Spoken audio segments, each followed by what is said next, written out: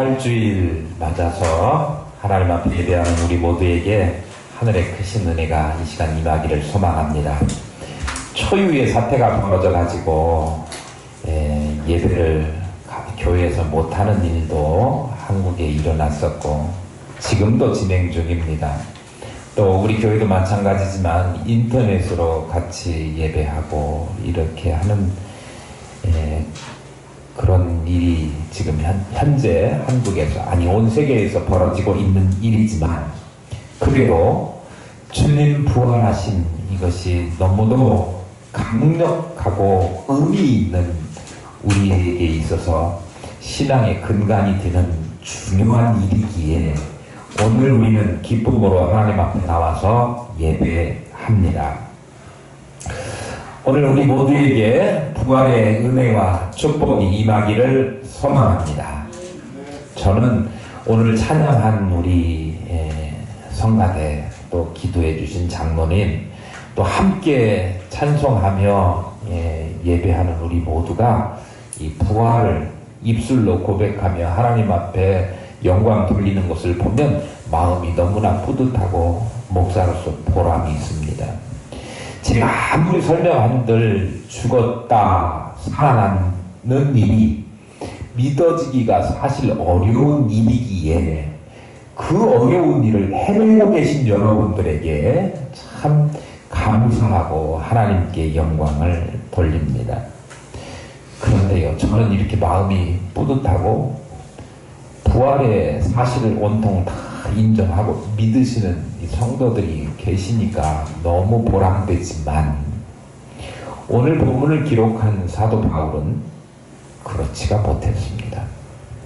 오늘 기록된 15장의 내용 고린도 교회에 보내는 편지 가운데 이 부활에 대해서 장황하게 설명하고 있는 이 내용이 어떻게 된 일이었을까요?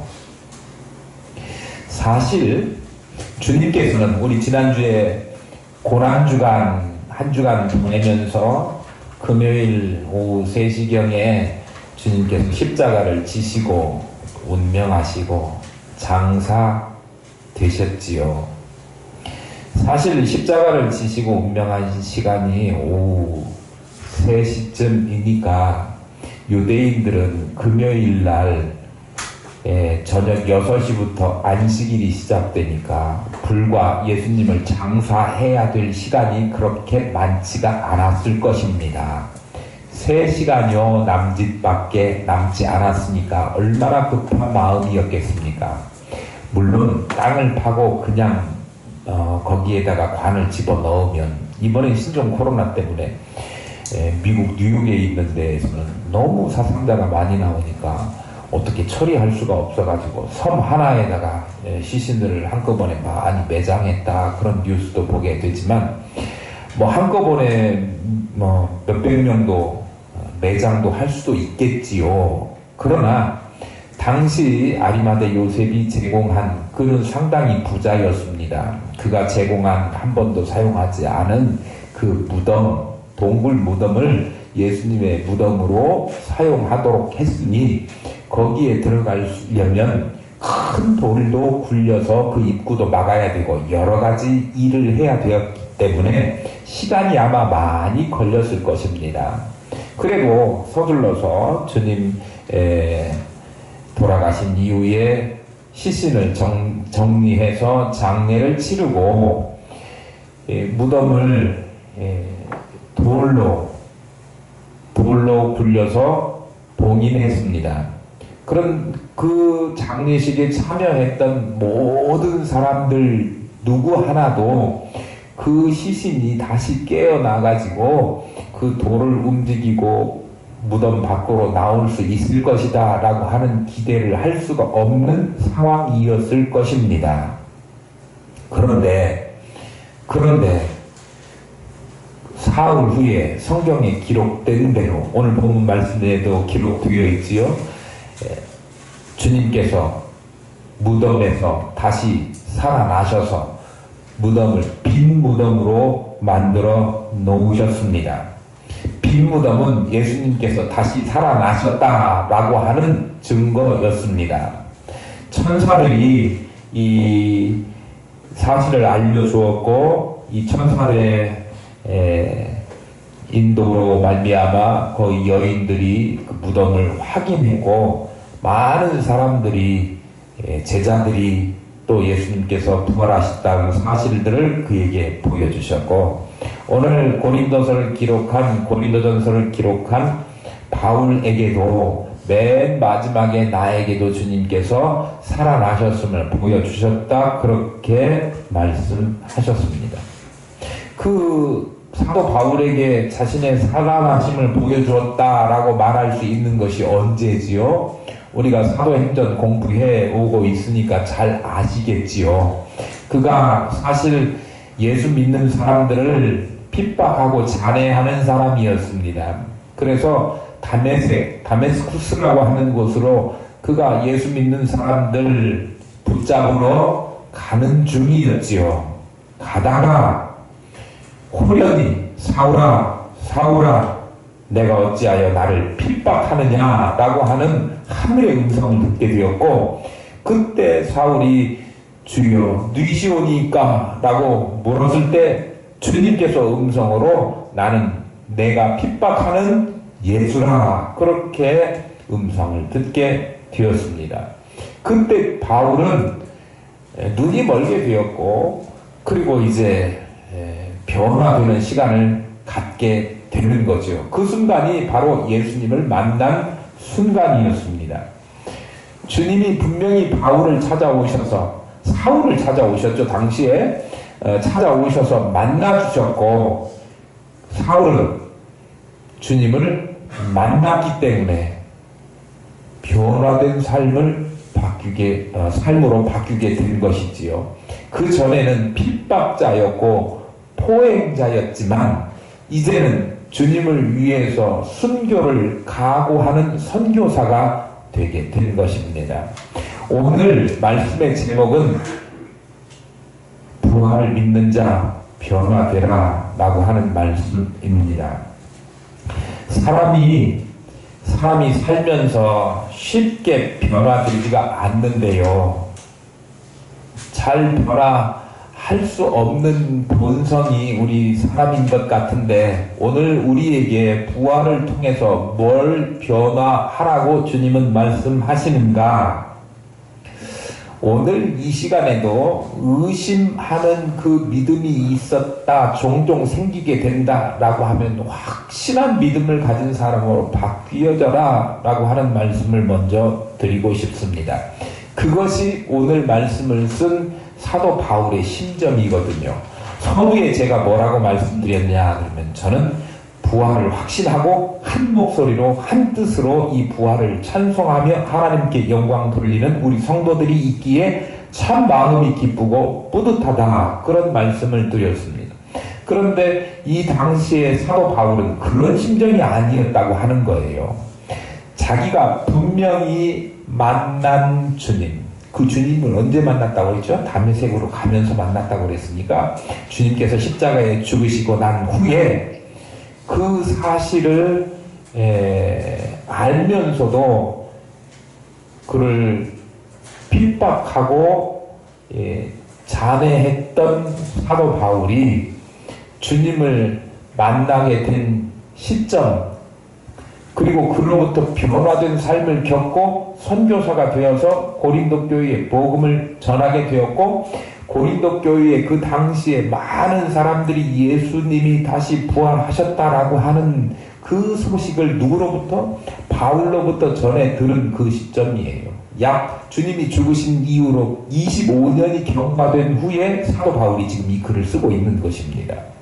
그런데 그때는 어느 때냐? 그러면 실제로 주님께서 부활하셨고 많은 사람들에게 순서대로 처음에 그 여인들과 또 베드로와 오늘 본문에 나오죠. 게바에게 보이시고 5절 게바가 베드로예요. 또 그 후에 12제자에게도 나타나 보여주셨고 그 후에는 동시에 500명이나 되는 많은 사람들에게도 나타나 보여주셨다. 그리고 그들이 아직도 태반이나 살아 있다, 생존해 있다, 본 목격자들이 있다, 그렇게 말씀하고 있습니다. 나도 봤다, 그렇게 이야기하고 있어요. 그런데 그럼에도 불구하고 그래서 그 복음을 전해서 고린도 교회에 전했고, 그래서 고린도 교회가 세워졌는데, 그 고린도 교회 안에는 예수 그리스도의 부활을 믿는 사람도 있지만 믿지 못하는 사람들도 생겨나게 되었다, 그런 말씀이에요. 요즘 교회를 다닌다고 해서 다 예수 그리스도의 부활을 믿는 사람만 있는 것은 아닙니다. 목사 앞에서는 나도 예수 그리스도의 부활을 믿어요 라고 이야기할지 몰라도 설문조사나 이런 것을 해서 자기 혼자만 양심껏 이렇게 자기를 비추어 낼 수 있는 그런 것을 하게 되면 교인들 중에 상당수가 나는 부활이 의심스럽다, 그럼에도 불구하고 교회에 다닌다 라고 말하는 사람들이 많이 있습니다. 현실이에요. 아마 사도 바울이 그것이 너무도 마음 아프고 너무도 이상하게 느껴졌을 것입니다. 자기가 전한 복음은 자기가 보고 경험하고 깨달아서 내 삶을 완전히 바뀐 예수 그리스도를 만났고, 그 주님을 받아들여서 고린도 교회가 생겼는데, 그 고린도 교회 안에 그 교인들 가운데에 예수 부활이 있다고 하는 사실을 어떻게 믿어? 라고 하는 사람들이 생겨났다라고 하는 이야기예요. 우리도 믿음으로 주님의 부활을 믿는다 고백하지만 때때로 너무 힘들고 너무 고통스럽고 또 너무나 우리가 헤쳐나갈 길이 막막하다 그러면 주님이 계시긴 어디가 계시나, 하나님이 있다고 하면 하나님이 어디가 계시나 라고 생각할 수 있는 여지가 있지요. 그런데 사도 바울은 자기가 분명히 주님을 만나고 그 주님을 통해서 자기 자신이 그 포악하고 주님을 박해하고 예수 믿는 사람 쫓아다니면서 못 믿게 방해하고 했던 사람이 확 달라져서 내 인생을 바꾸신 그 하나님, 아니 내 인생을 바꾸신 살아계신 주님, 그분을 내가 만났는데, 내가 직접 만나고 경험했는데 그 주님을 소개했는데 그 주님이 없다고 이야기하니까 너무 가슴이 답답하고 너무나 환장하겠는 거예요. 환장은 욕이 아닙니다. 뒤집힐 환자, 간장, 장자, 문자를 쓴 거예요. 네. 속이 터질 것 같은 그런 심정으로 오늘 본문을 기록하고 있다고 하는 거예요. 잠잠하게 나는 사도 중에 가장 작은 자라, 이렇게 썼으니까 제가 그렇게 읽으니까 바울의 심정이 지금 평온한 것처럼 느껴지지만 그런 심정이 아니라 그런 이야기예요. 아니 도대체 사도 바울, 내가 전한 내가 만난 예수 그리스도를 왜 도대체 그가 없다고 그의 부활이 가짜라고 이야기하는 이 현상이 나는 이해가 가지 않는다 라고 사도 바울이 이야기하고 있는 거예요.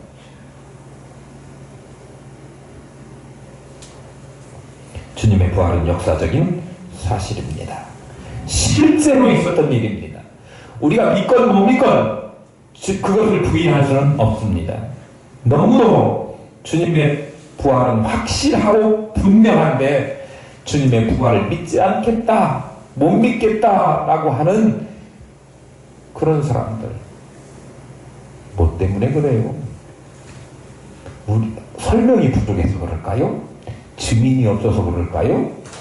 많고 많은 증거들이 많이 있습니다. 수도 없는 증거들이 많이 있고, 역사가 증거하고 있고, 성경이 증거하고 있고, 그 당시만 해도 주님의 부활을 목격했던 500여 명이 태반이나 살아있던 그 시대에 증인들이 있었다, 그런 말씀이에요. 그런데 못 믿겠다, 그 못 믿는 마음을 우리는 돌이키게 할 수 있는 능력이 없습니다.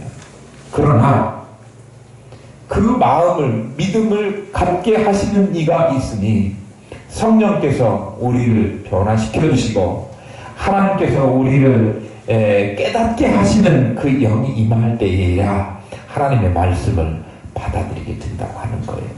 어떤 사람들은 콩으로 매주를 쓴다고 해도 못 믿는 사람들이 있는가 하면 어떤 사람들은 팥으로 매주를 쓴다고 해도 받아들이는 사람이 있는데 콩으로 매주를 쓴다고 해서 못 믿는 사람들도 이상한 사람이고 팥으로 매주를 쓴다 그것도 조금 이상하지요. 그런데 그런 것들은 다 엉터리라고 하더라도 예수 그리스도께서 장사한 지 사흘 만에 성경대로 다시 살아나셨다라고 하는 사실은 주님 부활 이후에 흔들림 없이 계속되는 믿음으로 우리 성도들이 가져야 될 불변의 진리 사실이라고 하는 것을 우리 마음속에 꽉 박혀서 어떤 상황이라도 아무리 우리의 상황이 악조건이 되고 내가 죽을 고비에 닥친다고 하더라도 그 사실을 부인함 없이 받아들이는 저와 여러분 될 수 있기를 소망합니다. 제가 기가 막히는 사도 바울처럼 기가 막히는 그런 일이 있어서는 안 되겠어요. 흔들리지 마시고 주님의 부활 가운데 주님의 부활을 믿는 사람들은 어떤 변화를 겪게 되느냐 그러면 20절에 보니까 이제 그리스도께서 죽은 자 가운데서 다시 살아나서 잠자는 자들의 첫 열매가 되셨도다 그렇게 말씀하고 있습니다. 주님께서 죽은 자 가운데서 다시 살아나셔서 뭐라고요? 부활 다시 살아남이죠? 첫 열매가 되셨다. 그러면 첫 열매 다음 그 다음에 뭔 열매도 있어요? 두 번째 열매도 있을 것이고 세 번째 열매도 있을 것이지요. 주님께서 먼저 샘플로 부활해 보여주셨으니 주님을 믿고 따르는 하나님의 백성들 부활을 의심 없이 여지없이 받아들이는 사람들에게 그 다음 두 번째 부활도 세 번째 부활도 실현 가능한 이 믿음을 우리에게 주셨다라고 하는 거예요. 오늘 성경에 보니까 죽어도 다시 살아난 것을 우리 믿는 사람들에게 허락하신 것이 뭘 근거로 해서? 부활을 근거로 해서 우리에게 주시는 확신이다 그런 말씀입니다.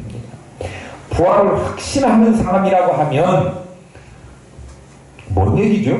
죽었다가 다시 살아나는 것을 확신한다 그런 이야기죠.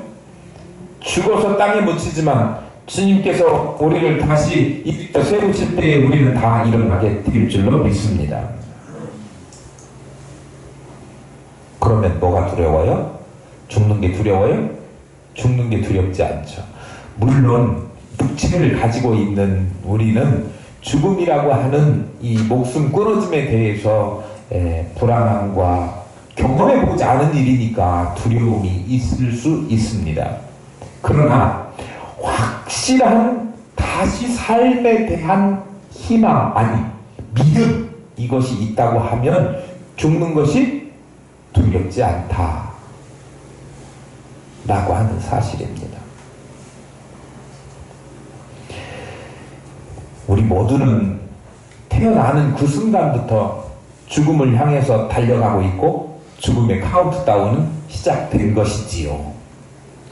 그러니 모든 사람은 태어나면서부터 죽기 위해서 태어났다 그렇게 이야기해도 과언은 아닐 것입니다. 태어나요? 그럼 죽을 거예요. 태어나는 사람 중에 죽지 않을 사람이 아무도 없습니다. 너무나 당연한 것이 죽음입니다.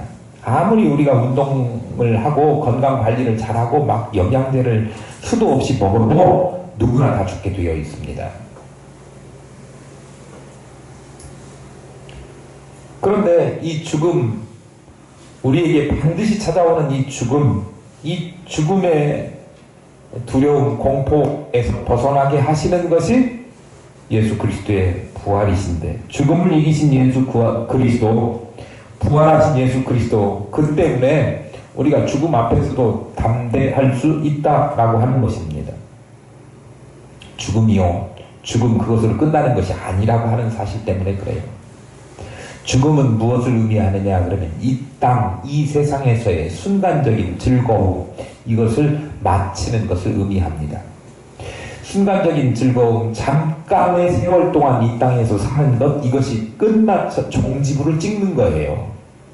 거기까지만 있다고 하면 우리는 소망이 없으니까, 앞으로 죽으면 그걸로 끝이니까 이 땅에 살아있는 동안에 마음껏 놀고 마음껏 즐기고 멋대로 살아보자 할 수 있겠지만, 믿는 사람들은 하나님 나라에 대한 영원한 삶에 대한 믿음이 있으니까, 아니 분명한 사실이 기다리고 있으니까 그 하늘나라를 달려가는 사람이기에 죽음이라고 하는 그것이 단지 뭐 하는 거예요? 이 땅에서의 삶의 종지부 그걸로 끝나는 것이 아니라 이 땅의 삶을 마감하고 다음 영원하신 하나님과의 영원한 삶, 이 땅에서는 육체적으로도 연약하고 불편하고 모자라고 또 삶의 본고와 이런 것들이 끊임없이 우리 가운데 일어나지만 부활하는 또 완전한 주님과 같은 육체를 다시 입게 된 영혼에는 우리가 걱정하지 않아도 되고, 병 때문에 고민하지 않아도 되고, 연약함 때문에 고민하지 않아도 되고, 연약함을 강함으로 또 완전함으로 채워주시는 그런 육체로 다시 주님께서 우리를 살려주실 것이니, 그런 세계에 하나님과 같이 거하는 그 내재가 마련되어 있으니 그 세계로 이사가는 어디 중간 관문이 죽음이라고 하는 거지요. 그러니까 이 땅의 불완전한 세계에서 완전한 세계로 가는 관문이 죽음이에요. 죽음이 좋은 거예요, 나쁜 거예요? 우리는 좋은 것이지요. 죽음이 주님께서 데려가시는 것은 좋은 일입니다. 왜냐면요, 멸망받을 사람에게 있어서 죽음은 이 땅에서의 순간적인 쾌락, 즐거움, 그 영원할 것 같았던 좋은 것들이 이제는 끝나버리고 영원히 뜨거운 불, 지옥불을 경험해야 되는 끊임없는 고통의 시간만 기다리고 있으니까 죽음이 고통스럽겠지만, 예수 그리스도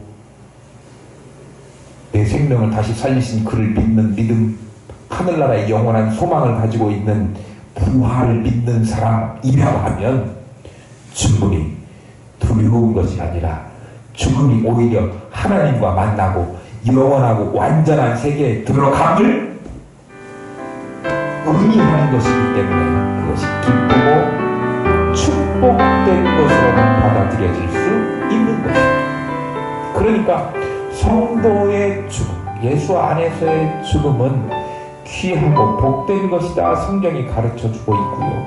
우리는 그 사실을 그대로 믿는 것입니다. 죽음을 뭘로 보지 말아야 돼? 세상 사람들이 생각하는 일반적인 죽음으로 생각하면 안 됩니다. 죽음은요, 주님께서 우리에게 허락하신 축복의 문으로 인도해가는 관문입니다. 그러니 죽었다가 다시 부활하게 된다라고 하는 소망을 가진 사람들은 죽음도 두려워하지 않을 수 있다 라고 하는 사실입니다. 오늘 저와 여러분 한 번 이 땅에 왔으니 주님께서 부르시면 반드시 주님 앞으로 다시 갈 수밖에 없습니다.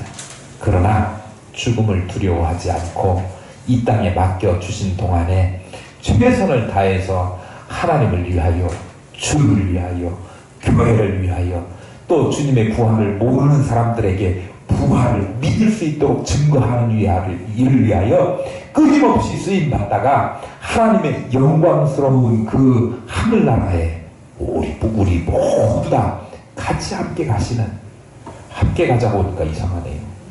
다 그것에 가시는 시차는 있을 수 있어도, 그래서 우리도 주님이 부활하신 것처럼 우리도 부활하게 될 소망, 부활의 둘째 열매, 셋째 열매, 15번째, 10,000번째 열매들 다 되시는 저와 여러분 될 수 있기를 소망합니다. 죽음을 두려워했다가 죽음을 두려워하지 않는 존재로 바뀔 수 있고 변화될 수 있고요. 부활을 확실히 믿는다고 하면 뭐가 달라지느냐? 삶이 바뀌어요. 사람이 달라지기가 쉽지 않다 그렇게 말씀드렸죠. 평생 자기만 아는 사람, 죽을 때까지 자기만 위해서 살다가 죽는 사람이 많습니다. 그런 확률이 높아요. 사람이 바뀌어서 옛날하고 확 달라졌다, 개과천선했다 그런 이야기 하기는 합니다. 그런 말도 있기는 하지만 그런 말은 별로 많이 쓰이는 것 같지가 않고요. 3살 버릇 8가지가 나, 이런 말들이 더 수긍하기 쉬운 말 같습니다. 그만큼 변화되기가 쉽지 않죠. 저 사람이 변한 것 보니까 죽을 때가 됐다라고 하는 말을 할 만큼 변하기 어려운 존재가 사람입니다. 그래서 누군가는 기적 중에 기적은 사람이 바뀌는 것, 변화되는 것이라고 말하기도 했습니다. 변화 안 되는 것이 사람이다, 그런 얘기예요. 그러니까 우리 남편이 양말을 항상 거꾸로 뒤집어서 벗어 던져놓는 거, 그거 고치기 어려우니까 고칠 생각하지 마시고 그냥 이해를 하십시오. 아니면 신길 때부터 처음에 아예 뒤집어서 신기시든지요. 이럴 때는 같이 웃어줘야 되는데 뭔 얘기 하시는지 모르시는가 봐요. 안 해봤어요. 아니면 자기가 변하든지, 안 해보고 이런 거 바뀌게 해달라 그러지 마시고요. 자기가 변하든지 포기하든지 아니면 이해하든지 그래야 됩니다.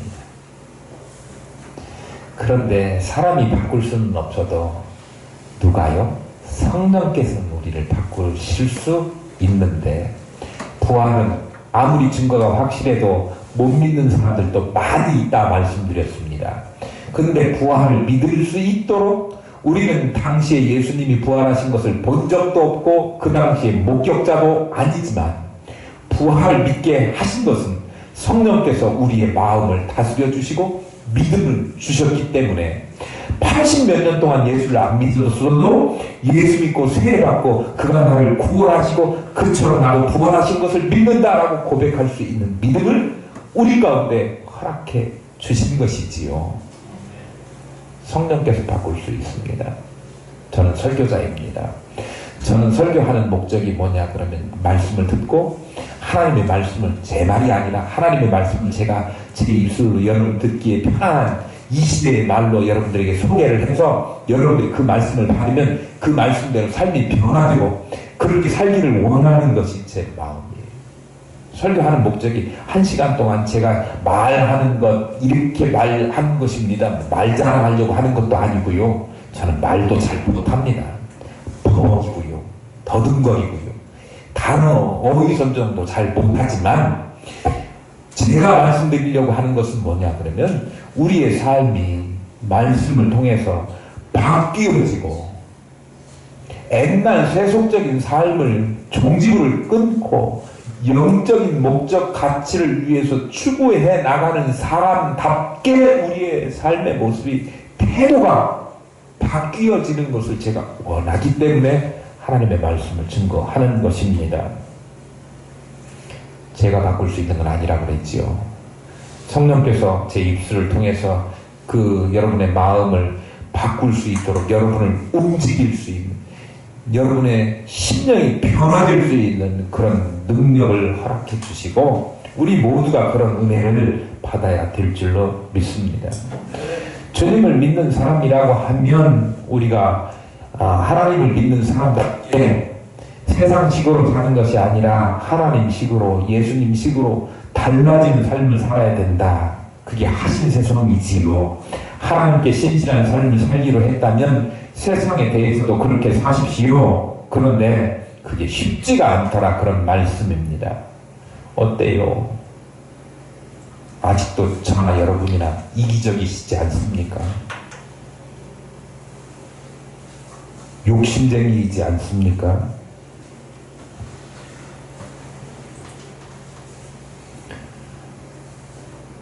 주님식으로 살기보다는 세상식으로 사는데 더 익숙하고 더 즐거워하고 편해하지 않습니까?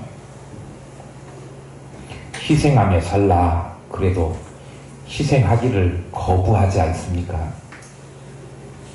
손해 좀 봐라 그래도 10원짜리 하나 손해 보려고 하지 않는 것이,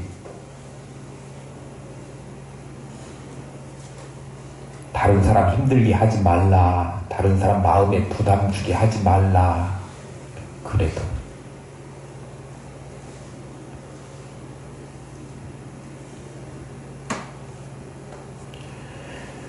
그렇게 말씀드려도 그다지 잘 되지 않는 일들이 우리한테는 빈번하게 일어나지 않습니까? 당연할지도 몰라요. 예수님의 수제자였던 베드로도 역시 마찬가지였습니다. 예수님의 제자를 자기가 자처했지만 성격이 불같아서 종 말고의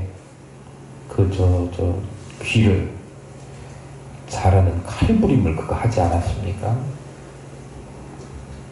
또 자기에게 피해가 올 것이 두려워서 예수님을 한 번도 아니고 3번씩이나 모른다고 부인하고 끝내는 저주하기까지 했던 사람이 베드로였습니다.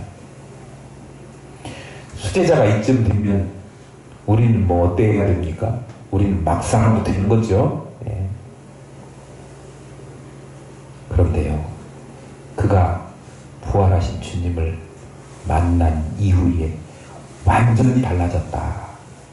성경을 통해서 확인해 볼 수 있습니다. 혈기 부리고 비겁했던 베드로가 바뀌고 사명자가 되었습니다.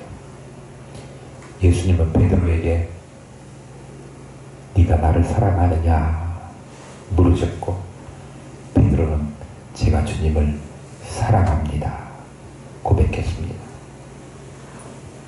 그러면 뭐 되라고 해요? 내 양을 먹이라. 사명을 부여해 주셨습니다. 우리도 주님을 만났다고 하면 베드로가 변화된 것처럼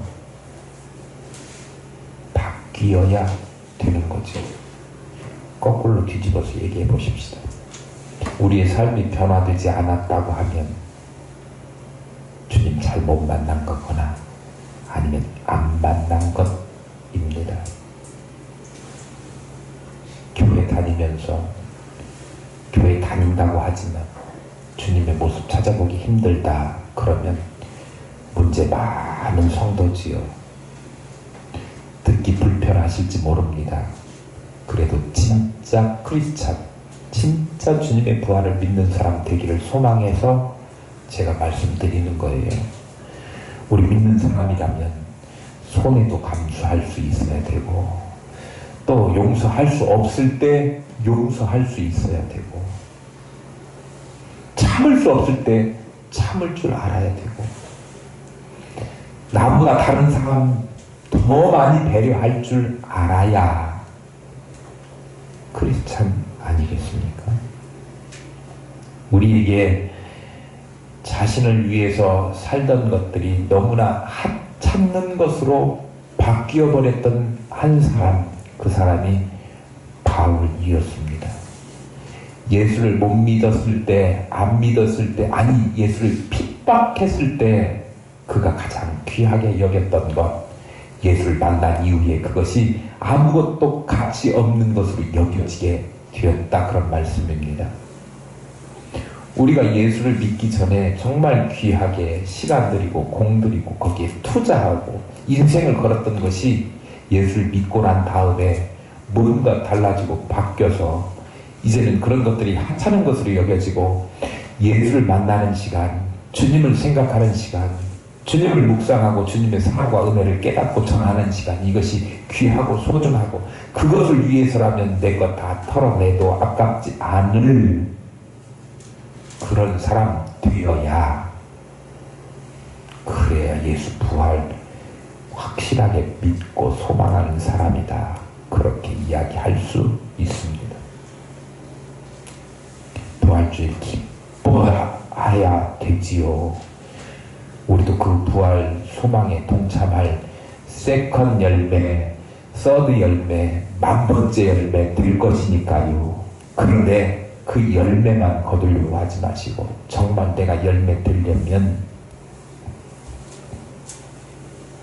내가 썩어지고 내가 희생하고 내가 변화되는 우리 모두가, 한 교회가 그렇게 되면 한국이 변화되고요. 한국 교회의 변화의 시작은 우리 하늘 깊은 교회, 이 땅 지혜에서부터 시작되어야 될 줄로 믿습니다. 우리 한 사람 한 사람이 변화되십시다. 주님이 우리를 위해서 죽으셨고 다시 살아나신 것은 변하지 않는, 몇십 년을 예수 믿어도 아직까지 똑같은 마음으로 자기 욕심만 차리는 우리를 영화시키기 위해서 이 땅에 오셔서 그가 십자가 지시고 죽으시고 약속 지키셔서 다시 살아나신 것 우리에게 그 선물로 주셨으니 우리는 그 선물 은혜 받은 사람 아닙니까? 아직도 예수님 섬기는 것, 하나님 섬기는 것, 흉내만 내는 수준에 머물러 있다고 한다면 정신 차려서 우리가 바뀌어서 하나님, 정말 하나님 위해서 내가 충성하는 베드로와 같이 변화되는 사람, 바울처럼 변화되는 사람, 나도 성경에 기록될 만한 하나님이 기억하실 만한 하나님의 일꾼으로 쓰임받게 하옵소서. 이 부활주일에 우리에게 주님께서 들려주신 음성으로 귀담아 듣고 우리의 모든 것이 하나님의 영광을 크게 드러내는 우리를 죄에서 구원하시기 위해서 십자가 져주신 주님의 그 은혜, 그리고 약속대로 다시 살아나셔서 우리에게 소망을 주시는 주님의 은혜에 보답하는 길이라고 생각합니다. 우리 모두가 그런 주의 백성들 다 되신 우리 길을